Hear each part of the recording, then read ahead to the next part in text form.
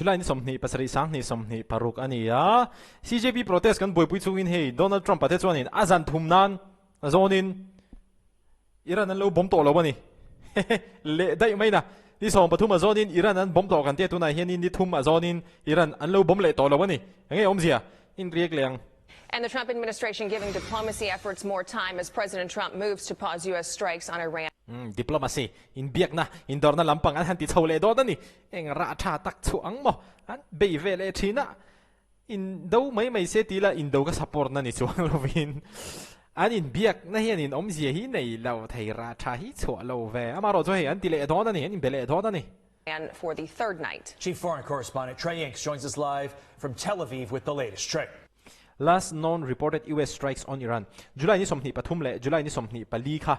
United States na Iran abe nun ber an confirm thei ani ta ani hetaron in ziang hielmo ti zon heta singzong hi air strike jet fighter manga an han be na khani na langa hei confirmed air strike mun khat mun hi mun thuma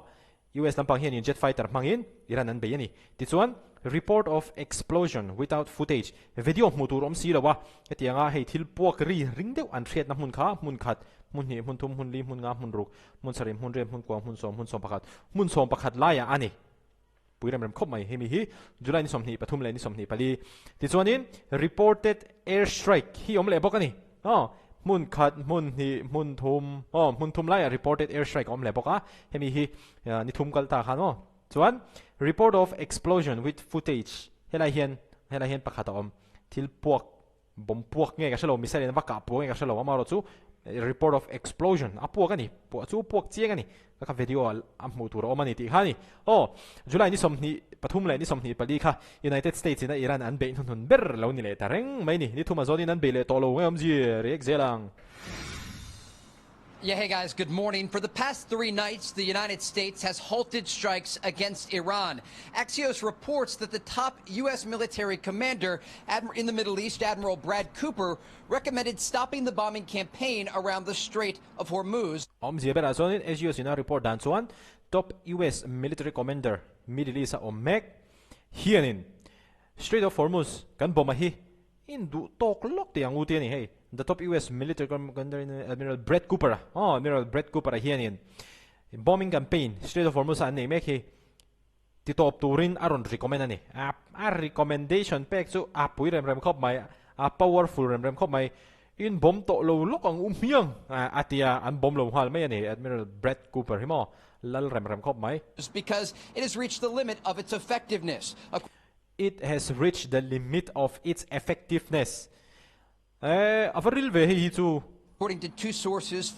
familiar with knowledge of his position. Now, the White House is making clear that the military option... Because it has reached the limit of its effectiveness. Hetinga kan bom na hian.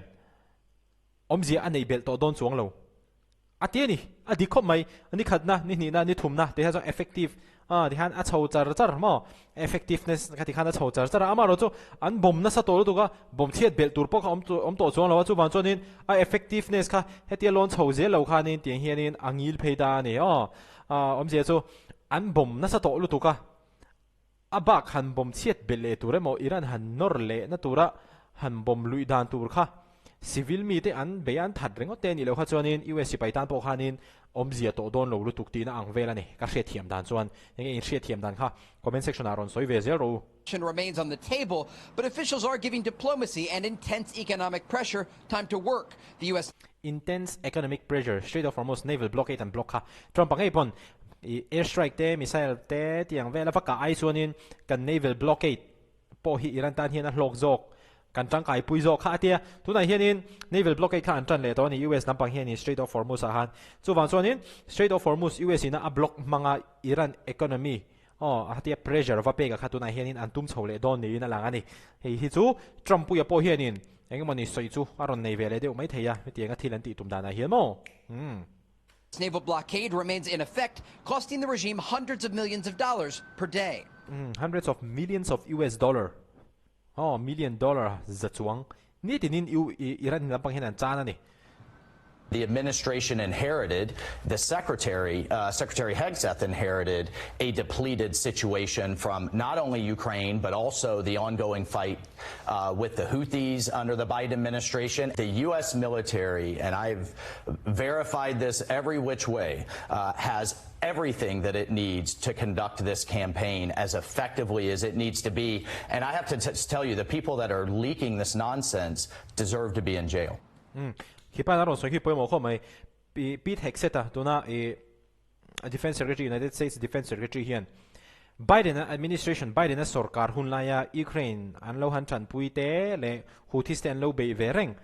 kami achuang liama kha Pete Hegseth hian tian ron chomani United States sipai ral thoman ne ang chivel te khamo hatianga Pete Hegseth na aron chom anga hetianga ma ala thei hi chu aro puilu tu ron te ni ha soidana ha chonmo chu wan chonin tu na United States ina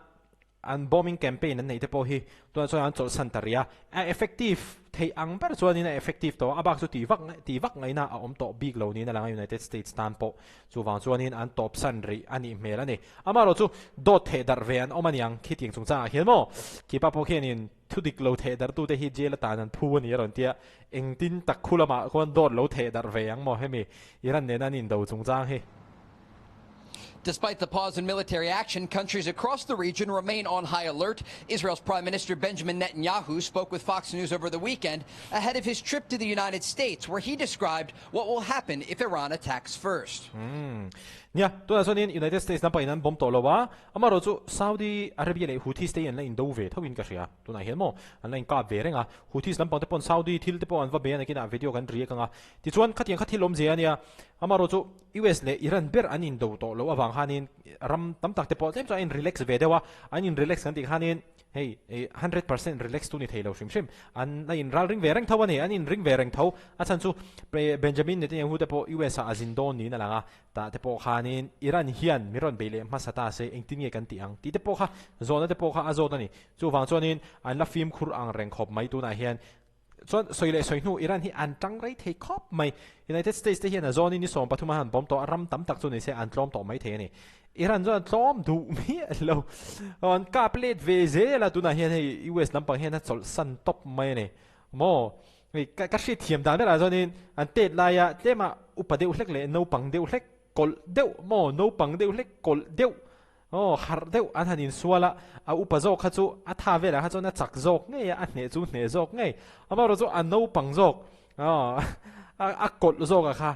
tlom du thak lo a beile je la hin sual chara atopa a upazo khanin tia kal san top ang kha khatiang deu rewa khanin tu na hen ke choni ka ngai ni US le tu na Iran in da wan ti top lai lok lai mo Iran hi an tang rei thei ngar ve khop mai hetiang lampang a hi jon. If Iran attacks Israel, either directly or through proxies, either with ballistic missiles or UAVs or killer drones, it will make a terrible mistake. Iran hian Israel hi aron be masa missile manga ni mo hel khoi manga aron be masa ni chuanin thil sual lian tak ati don ani poidon ani tin Prime Minister hianin Benjamin Netanyahu hian warning ape bokani. Because our response, Israel's response, will be very, very forceful. Puba zel mo. Puba zel mai ni. Hai ha zel mo. We're also tracking another interesting development in this conflict involving Ukraine. According to Ukrainian President Volodymyr Zelensky, this weekend Ukrainian forces struck Iranian vessels that were carrying military cargo between Russia and Iran in the Caspian Sea. Caspian Sea nia video le chiang zok thapang la riek thei tura ai la Ukraine lampang hianin Iran long abeni Iran long hianin ral thuam Russia ral thuam Iran long hian ral thuam phura so Iran long chunin Russia ram apanamani ava boy thak Russia ram apanani to tiang ni van chunin Volodymyr Zelensky hian Ukraine sipai te hianin Iran long an be ni tin aron confirm ani tu lo khop mai he thila hi chu Ukraine le Russia an rampan hi indo boy to mana kalaya Iran tian nu lu an tu ma hi